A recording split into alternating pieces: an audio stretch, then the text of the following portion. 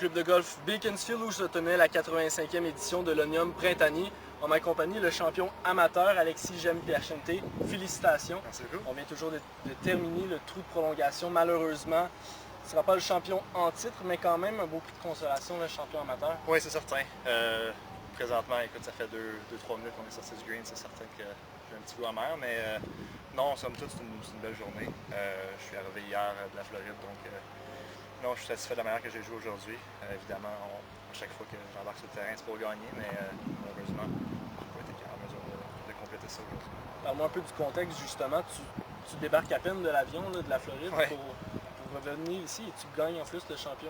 Oui, c'est spécial. Honnêtement, j'ai joué le terrain ici assez souvent, donc je connaissais le terrain, je connaissais les conditions aussi, donc c'était pas si peu. Puis en Floride, évidemment, je pratique là-bas tout le temps. Donc j'avais une super belle supervision là-bas, donc j'étais prêt pour le tournoi. Souvent, avant le tournoi, c'est plus pour analyser les conditions et tout. Mais comme que je dis, je connaissais le terrain très bien, donc c'était pas si difficile que ça. C'est justement un terrain que tu connais bien. En fait, tu as gagné la catégorie amateur en 2011. 3 participations, 2 titres. Tout ce qui manque, c'est le titre overall. Oui, effectivement, mais je pensais que ça allait y être aujourd'hui, mais malheureusement non. Mais effectivement, écoute, il me reste plusieurs années devant moi, puis j'espère que je vais être en mesure de compléter le tout dans les années qui suivent. Sans faire un retour sur la journée de golf au complet, qu'est-ce qui s'est passé sur le trou de prolongation? Trou de prolongation, honnêtement, j'ai joué à 9h30 ce matin, puis j'ai eu environ, j'ai pas calculé exactement, je pense que j'ai eu 5-6 heures là, que j'ai attendu dans le clubhouse pour savoir s'il y avait des personnes qui allaient me rattraper ou non. Je pense que ça l'a joué pas mal là, quand je me suis installé sur le tee.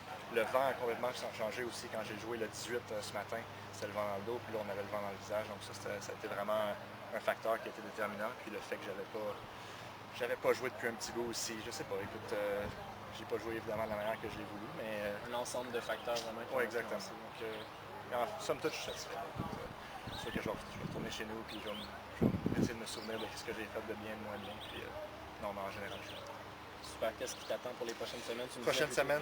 Oui, exactement. La Floride, encore une fois. Oui, exactement. En fait, je joue un tournoi de l'AGP la semaine prochaine au Château-Bromont. Puis après ça, je joue le 16 juillet, 16 juin, pardon, je joue la qualification pour le Canadian Open. Puis après ça, je retourne en Floride pour 5 semaines, pour ensuite revenir ici au Québec pour jouer le Québécois amateur le 22 ou le 23 juillet. Ça ressemble pas mal à ça. Mais super, écoute, félicitations encore une fois. Merci beaucoup. On souhaite la meilleure des chances pour le prochain Spring Open en attendant plein d'autres victoires. Merci beaucoup, c'est bien apprécié.